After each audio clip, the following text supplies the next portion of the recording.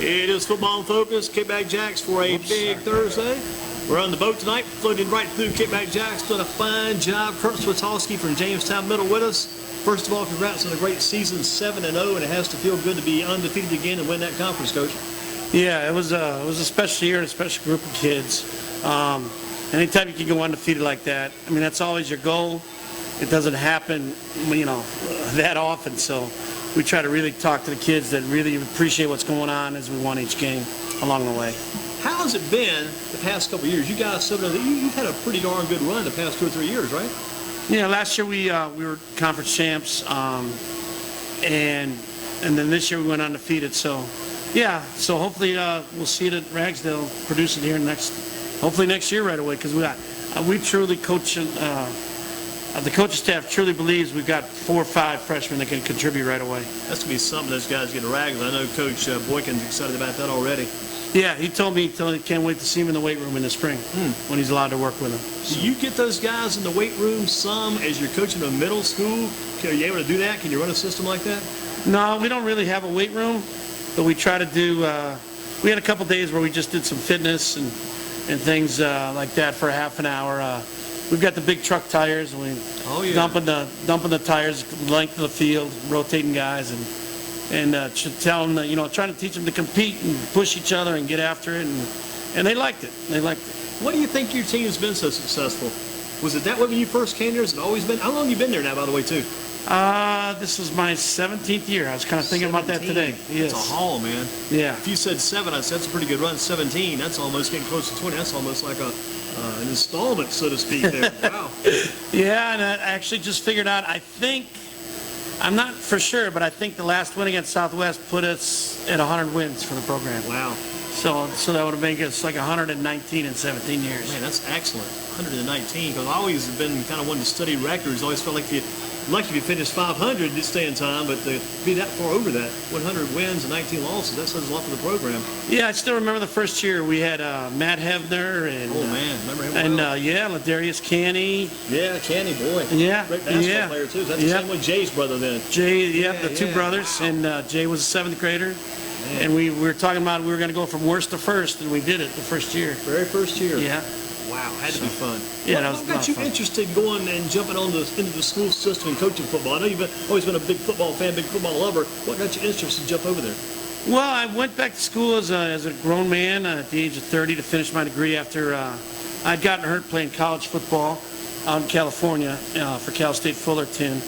And then I, had just held a steady job back home in Wisconsin. But I'd always thought as the years went by, I want to do something more. And then I met my wife, and love brought me down here to North Carolina. That's what brought you to this state. Yep. Yeah, came down to North Carolina, went back to school, and then I always dreamt of kind of being a teacher and a coach. Did you have to do anything different when you became a coach and you had done as a fan? Had to put some different things, different systems together, get organized as a coach, and just go out and let's coach these guys, let's coach them up and make them play. Did you make it kind of a strategic type approach, or more or less just let's go play football? Well, the first year, my first year coaching, I coached offensive line for Kenny Helms at Southeast. Wow, you were Coach Helms? Yeah, I was with Coach Helms, yeah. What's his son's name, Jackson Helms? He's got a son. Wilson. Wilson. Yeah, Wilson. Yeah. Jackson's a basketball player over at Northern. But yeah, Wilson, he might be coaching down east somewhere now. Yeah, he is. Yeah, he is. And so you coached Ken Helms. Yeah, and then the next year, that's all right. And next year, Coach, since I was teaching at Jamestown Middle, Coach Norwood approached me about helping him and coaching the quarterbacks coming on staff. Yeah. And I learned that's really. Coached at Ragsdale? Yeah, 2 years with Wes Pope and Tony Baker. The quarterbacks. Yep. Big line. I mean, how does a guy do that? Big lineman coaching quarterbacks. How does that work out? Well, I actually played quarterback in high school. Really? Yeah, it's quarterback and middle linebacker. So. Man, that's quite a combination too, because we've seen some of our running backs sometimes as linebackers, and quarterback linebacker. That's a pretty serious combination there. Yeah. Because I was saying, don't hit him too hard. He said, I got to hit him hard. Yeah. Yeah. It was. I was a lineman my first 3 years in high school, and in between that summer, I really wanted to get in the best shape of my life because I knew what was at stake, and I actually lost like 40 pounds over the summer, and went from playing offensive tackle to playing quarterback. Wow. And then you end up at Ragsdale at the high school coaching the quarterbacks. Wes Pope, who was the other one you mentioned? West Tony Baker with Wes, Emmanuel Byers. We were. Wow, Emmanuel, great player. Yeah. With Virginia. Yep. Came back and coached some, I think, at Ragsdale maybe. Yeah. I said, wow, amazing. Yes, he did. I think he wore number 1. Never forget that guy. And that's where I really learned organization stuff from Coach Norwood. Coach Norwood. I just put a piece on the website about him yesterday. He's doing well down in Sacramento, St. James. Took that team from 1-7 the first year to 5-5 this year. Almost made the playoffs. Came back close. Yeah, I read that this morning, and that's no surprise. He's a great coach and a great man. His son's a good guy too, Ty, because he's always soaked it in. There was the athlete on the field, but he soaked it in, do so much. He's a coach now. I think he's down at Green Hope now. Is that where he is? Yeah, down in Raleigh. Yeah, he was always. You knew he was going to end up being a coach. Oh yeah. He'd be walking around our practices when I was a Coach Norwood. I think it was like 8 or 9 at that time with a whistle around his neck and everything. But and he's a character. He's a nice young man, and he knew he was going to have. So you went from Ragsdale, assistant coach, and went down to the middle school and got the job. Correct. Yeah. I was asked by our principal at the time if I'd be interested in taking over the middle school because we always had a lot of athletes and stuff, but she thought they were kind of lacking discipline. They didn't even win a championship with Tony Baker when he was there. Wow. So that's when I decided to, and my wife and I had gotten married and learned we were pregnant with our first son, and it was just kind of it's not as much time, but I get to run my own program, but I'm still associated with Ragsdale. Yeah. And it's worked out great. How old's your son now? 16. Wow, 16. Yeah. So he's already come through your program? Yeah. He didn't actually play football. He's not as big as me. He's smaller. So he's a soccer player, and he wrestled and played baseball. Is he at the high school now at Ragsdale? Yep.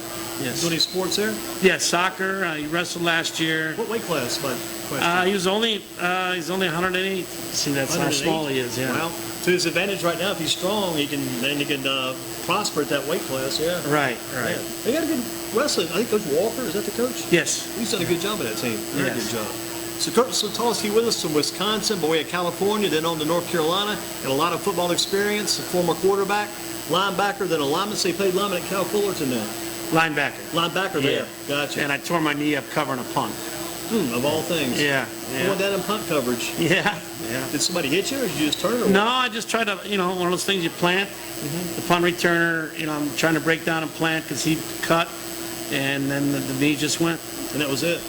Yeah, that was kind of back before, all the surgeries. All the surgeries, yeah. And I had multiple surgeries after that. So did they finally get it straightened out for you? Yeah. But now I got a fake knee in there, but that's all right. Got the knee rebuilt? Yeah, a few years ago. What about Amir Mitchell, Alex Little, Javante Ford, the quarterback Gavin Williams, all those kids on that offense and that backfield? What do those kids mean to you? Because you probably just give them the ideas. They probably go out there and turn it loose, I guess. Yeah, well, we, as coaches, I think you don't really you shouldn't have just a system. You should, okay, who do we got this year? And Coach Steele and I always talk about what can we do best. And early on it was evident. We've got these running backs and we've got a good offensive line. We don't need to throw the ball. Right. As a matter of fact, Coach Steele gets mad. I call a pass play, he gets mad. Because it's a fun thing to run the ball. You got that kind of ability to control the ball. You're going to run and you got the clock, you got the run, you got everything. You got the game in your hand. Yeah, and we had to have averaged 10, 12 yards a carry. Even more probably. And you can be creative in the run game. It doesn't have to be just sure, you gotta dive up the middle. Yeah, we did all sweeps and pitches and all kinds of things. Yeah, we would fake one way, fake one way, come the other, and things like that. And we ran like a full house backfield, 3 running backs in the backfield. One formation was called Buffalo, the other one was called Rhino, and the kids had fun with that. And, each week a little something new and keep them interested. And they block for each other, and they're all in their own rights. They're very talented runners. See, when I like watching those guys run, say there's a penalty, they run for about 25 yards, they got to bring them back, they penalize them, they're about 10 yards behind where they work line of scrimmage, and the guy gets them back to your guys, and the good running back says, let me show what I can do now. It just sometimes makes those good runners matter. They'll rip off 35, 40 more yards. Yeah, it doesn't seem to matter. We get backed up, and sometimes I run away, especially this year, want to maybe call a pass, I don't need to. Even if it's 2nd and 25, Yeah. we don't need to. It's like you say you're on your own 25-yard line, 4th down, you may as well go for it. You got a good chance to get it. Yeah, but that never happened. As a matter of fact, I don't even know how many times we punted this I year. wonder about Maybe that. 3 or 4. The whole year. Yeah, the Wow. whole year. The Man, whole year. that's something you got to make sure you don't forget how to do when it comes time to doing the game. Yeah. What about Cole Mobius? I'm bringing him up because he had that touchdown in the last game, and other guys on defense. So about the defense had to be good too to keep you guys rolling. Yeah, I mean, our two, Cole Mobius and our quarterback, Gavin Williams, who also played free safety, never played football before this year. Wow, never played. Never played, either one of them. Wow. Cole was mainly a Cole was mainly a baseball player. Baseball family, yeah. Right, baseball family. And Gavin mainly a basketball player. And I can, talk to them about how athletic they were and got them to come out. And really just so proud of both of them. Yep. I mean, they just took to it and so coachable. And that's the thing, if you got kids that are coachable and want to learn, I mean, you can, an athlete, even if it's their first year. And they both had 3 or 4 interceptions. Both of them returned, Gavin returned at least, the one for 90 yards against Southwest. And yeah, they played great defense. Incredible to think that that's their first year playing football, how much they contributed. Well, you talk to those guys, they learn pretty quick. And it's good to have, just find the right position to put those guys in, and you got to work from there. Yeah, and, sometimes it takes a while, and we try to tell the kids that, whoever starts the first game might not start the last game. Yeah. It's always competition, compete, and we're going to try to fit you in where we think you can contribute.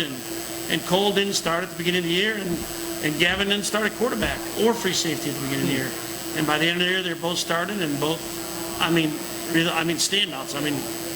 I think Gavin, I'm trying to convince him to keep playing football. Right. What grade is he in? He's an 8th grader. 8th grade. And Cole says he definitely is. Cole was basically, by the end of the year, a shutdown corner. I don't think anybody ever caught a pass on him. It'll make you a better athlete in other sports if you play football. That's the feeling. I think so. Yeah, it makes you a better I athlete. think he's a better all-around athlete, yep. What about those linemen? They had to do a good job. They're holding the blocks all year long. They stood up, got the job done, and got those guys off the line, give your runners a chance to run. Yeah, there was many times you're watching from the sideline, and nobody's touching our running backs till they're 5, 10, 15 yards down the field. And by that time, you give those guys the head of steam, yeah. You can't break them down. Right. They're going to run over you or run around you. Yeah, there was some huge holes. How do you see this team, a group of kids, affecting Coach Boykin's team when they get to Ragsdale? You said earlier you felt like by next year when they get 9th grade, they can affect it even next year. Yeah, I think they really can. And we've talked about staying together and pushing each other, especially once they get in the weight room together, and encourage each other. And I just paused for a second thinking, man, that weight room at Ragsdale is so organized, so systemized. Coach Boyd, he's got the guys lifting weights even during the season. It's like I hate to say it like the comedian, he says, it's like a jungle in there. But Rodney Davis, it's like a jungle, but it is. They work extremely hard in there. It's like a practice almost. They're getting whistles. I never thought I'd go to a weight room and they blow whistles in a weight room. Yeah. That's how they're training. Yeah, that should really affect your guys. Yeah. So, and we've talked about, and the friends you make in sports and stuff, they're gonna be lifetime friends. Oh, yeah, no doubt. And to stay together and they can really do some special things. What do you think the toughest game was you had this season? Would that have been the Northwest game? It was early, maybe. I think early, but I think overall Northern. Okay. Northern, I thought it was that toward the last? No, it was only our second game. Against Northern. Okay, I saw Northern versus Southwest. That's the game I saw. Okay, so your Northern game was pretty tough. Yeah, it was 12. We won 12-0. We jumped out to a quick 12-0 lead at the end of the first period, first quarter, and weren't able to score again. We weren't settled. Gavin wasn't starting at quarterback yet. He was injured. So we weren't settled at the quarterback position yet. And they played well. They competed very well. And we had a couple touchdowns called back. You don't want to say that. But, it should have been a bigger spread. But overall, probably Northern. Yeah, because Northern Southwest game was, you were at that game because you were scouting for your last game, I think, in that game. I think you came to the Northern Southern game or Southwest game. Yes. You may have left at halftime. You saw all you needed to see. Right. Yeah. Yeah, I watched them and we were very well aware of it. We got to shut down anybody. It's the Southwest quarterback.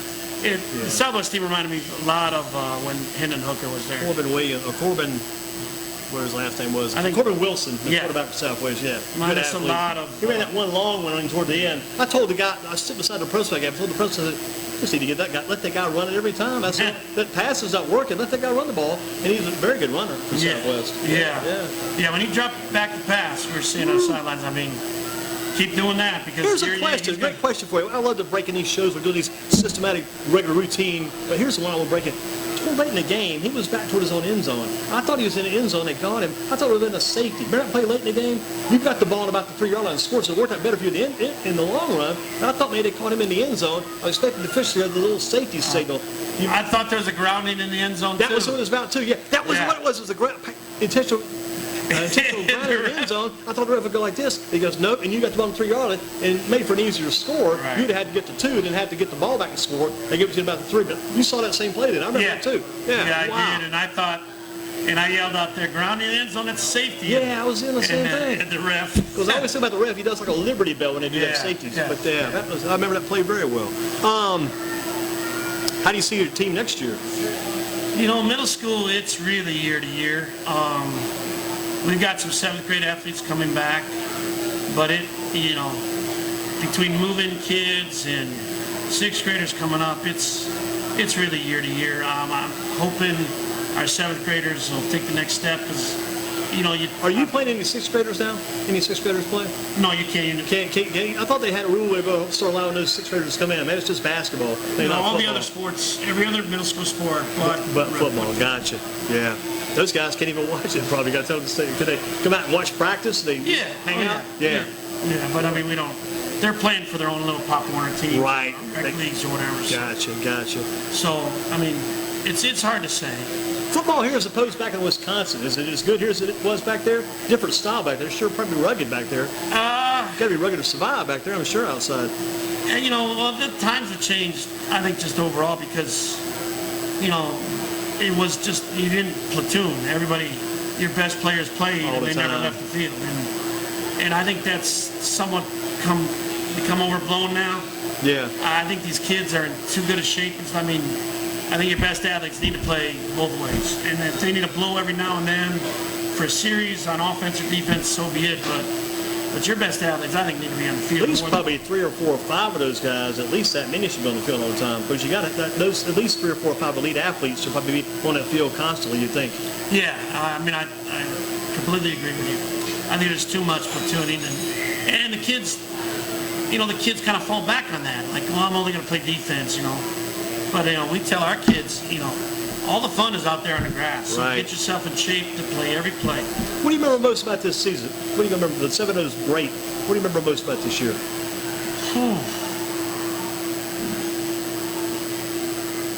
I think maybe when Cole Mobius returned that touchdown for interception, with him being a first-year player and everybody loves him, and he likes everybody else. And it was just kind of a group thing, like everybody was so happy for him. Yeah. And it was the closeout of the game. We knew we were going to win. Entire year. Yeah. Wow. And it was, he gets along with everybody. It was like, cool, Great for this kid. Yeah. Well, all you guys be at the game tomorrow. You think of the Ragsdale game? I hope so. Guys be there watching? So. Yeah, I've been encouraging them to go. That's what they should do. Go watch those teams. Right. See what's going on. Pick out a spot on that field. You want to be. Well, they've already been on that field in your games. They want to be there on the varsity field one day too at the same time. Right. If you had a movie about your team, who would play Curt Swatalski? Who'd play that part? So put out a movie about this team. Who would be starring as Curt Swatalski? Jeepers. Thought about a guy today hit my mind, an old guy from years ago. I'll give you who it is. Maybe before it was. I was talking about Carl Malden, or what's the guy's name? Walden, the guy who played in Bad News Bears. Remember the Bad News Bears coach? Oh yeah, was it Walter Matthau. Yeah, but it was. I was thinking Ernest Borgnine. That's a good one too. Yeah. I think he actually played Vince Lombardi in a movie. Wow, that's a good fit. Yeah, because that's how being from Wisconsin, that's why I idolized growing up. Yeah, had to. Lombardi. So. Man, he was a man. And I mean, just watching that game a couple weeks ago with the Panthers and the Packers, they were trying to pull.